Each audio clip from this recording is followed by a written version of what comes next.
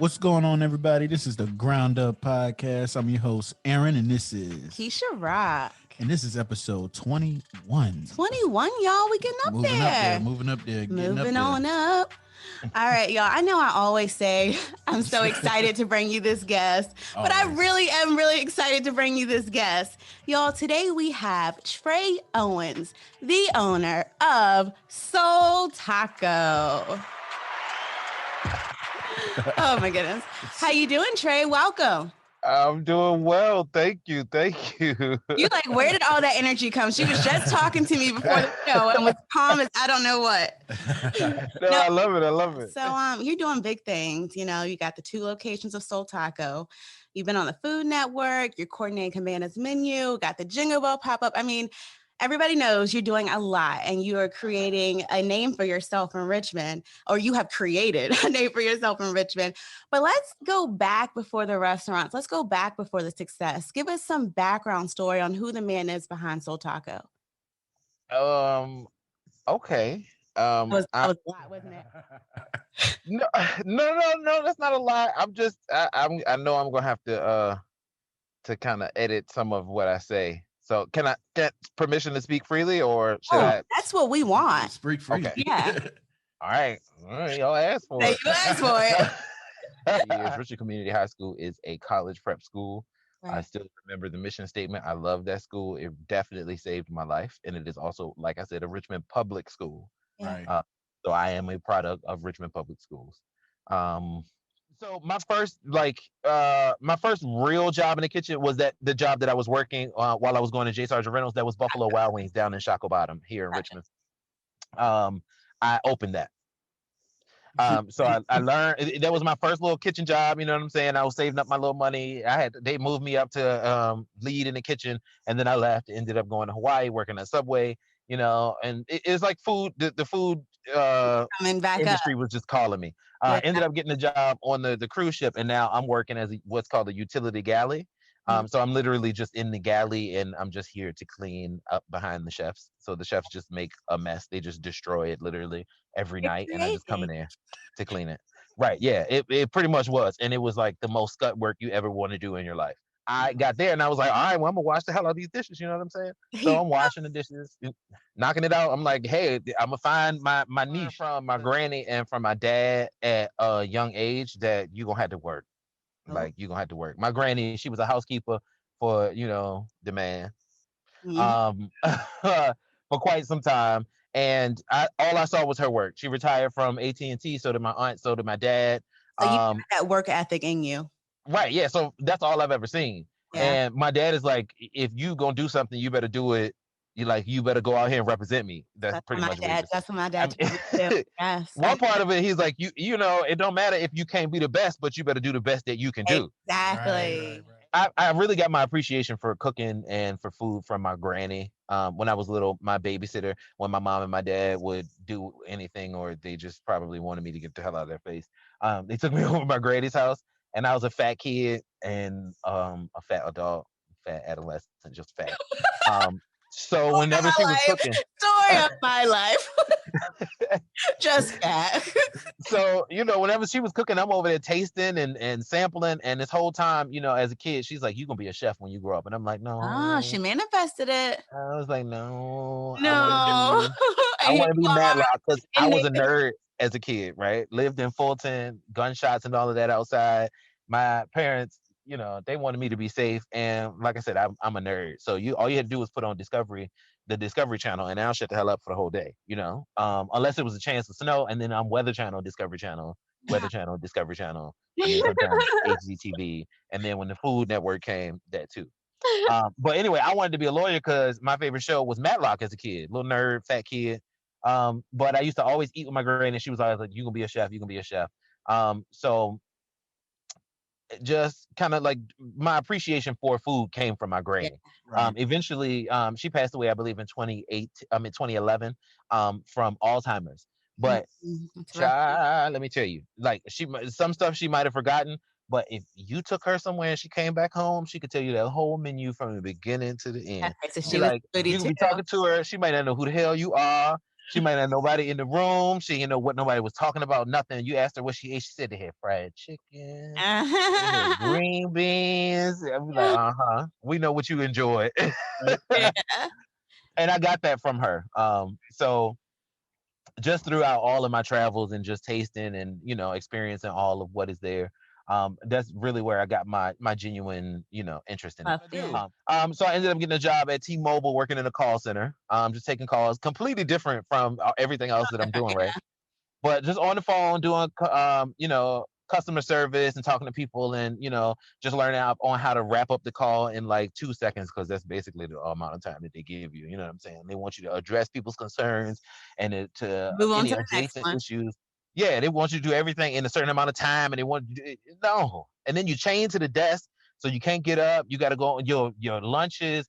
Everything is a metric.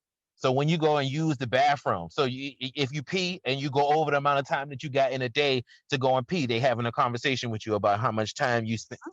Oh, so at this point, the time I'm gonna glaze over it because not anybody trying to hear about me living in the projects and not having no money and nothing like that. But anyway, as a result, while I was going through all of that, I just told God, hey, if you get me out of this situation, I went on a fast. I couldn't really fast from food because there wasn't a lot of food available where I was. So I was like, I'm not going to shave a hair off of my face until you get me out of this, God. Oh, is that symbolism for your beard now? Yeah, and he did. I ended up getting a job at Wells Fargo. It brought me out of everything. And I got there. I cut all of the hair off of my face, and in like one kind of cleansing thing, and then I grew my beard back. And this is a reminder to me that as long as I do what God would have me to do, that He'll show up and show out. And He has been ever since. Absolutely. But so Ari, the one that I told you that I met 11 years prior, just randomly sent me a Facebook message.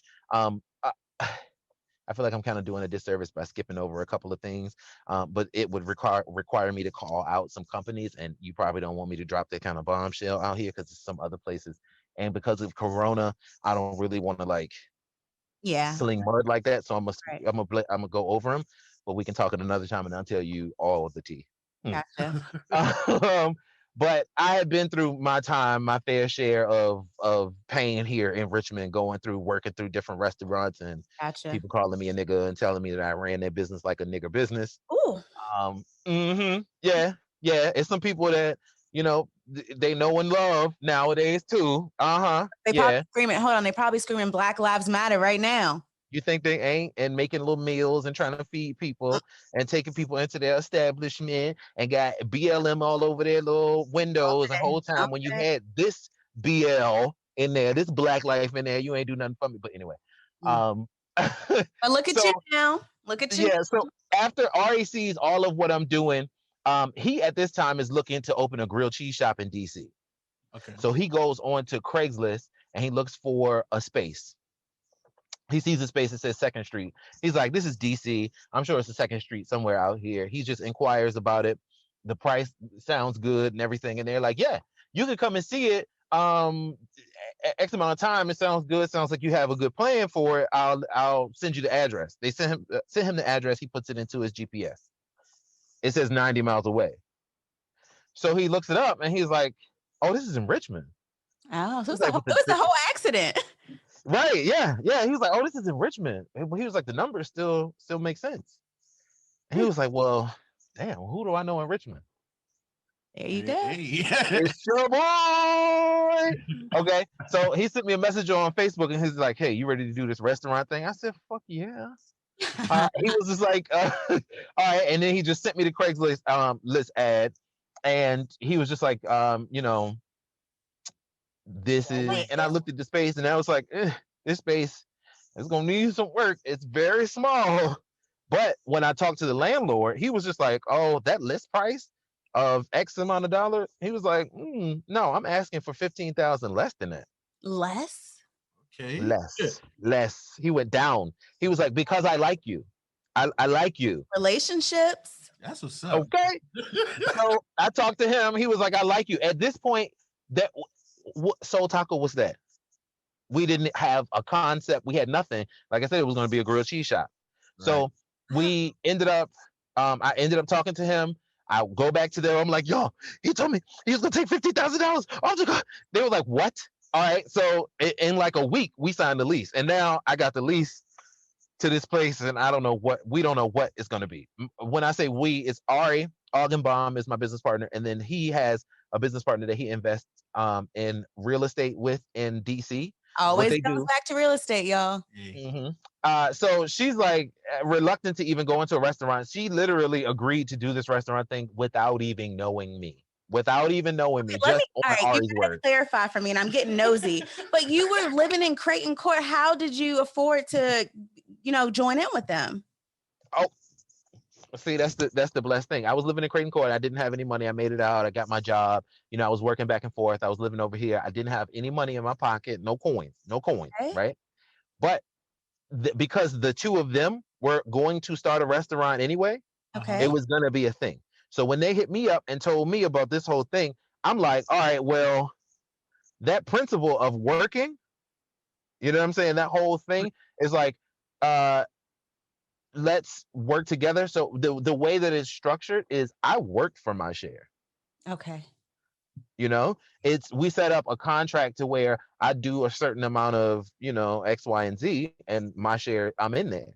And so all of the connections, Yeah, I love all of it. the I love you event, sharing that so people know there's so many different ways yeah, to make your dreams come true. You know what I mean? yeah.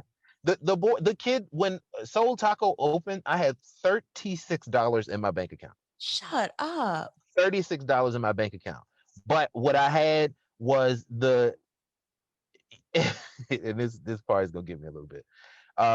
But what I looked back and realized over my life was that job working at Buffalo Wild Wings in that kitchen. Uh-huh. I learned how to work with people, difficult people, Okay. and I was able to move up. From there, when I went to Hawaii, I learned how to adapt to a whole new surrounding Right. and to be in a busy environment and to find my place and to learn how each station. I moved through each station there until I learned everything. Then I got the job on the cruise ship. I learned how to clean equipment. I learned how the equipment worked. I learned So what tastes I like get what what. you're trying to tell me. Really But good. Then you know what you were bringing to the table is what I'm And saying. you And you knew were well restaurants, rounded and you able. knew food, you knew restaurant, You knew the you knew the kitchen. kitchen, You knew how to do the you knew how numbers. to do the I numbers. went to the military. I learned how to keep a storeroom, how to organize it, how to keep everything. Then I went to T-Mobile. I learned how to talk to customers Mister? on the phone who called me, customer service. So rather than beating myself over the head and feeling like I needed to go to college, which is honestly a microcosm of the entire world and going out there meeting everyone. That's what college is Right. they're taking your life experiences that you would get without college, and they're creating a smaller environment where you can go and be with like-minded individuals. Right. So there's more than one path. Yes. But because And I like, was able to not be the smartest person in the room, I was able to go and be in places where I was not comfortable. I didn't understand a damn thing. I was not in control of anything, and sometimes my little young ass was bucking against some stuff, trying to be the king, and that's how I ended up, with nothing, and Right. then having to build myself up. Right. But each and everything that I went through built me and built me up to be ready so that when it was time to open Soul Taco, I could do what I needed to do. exactly.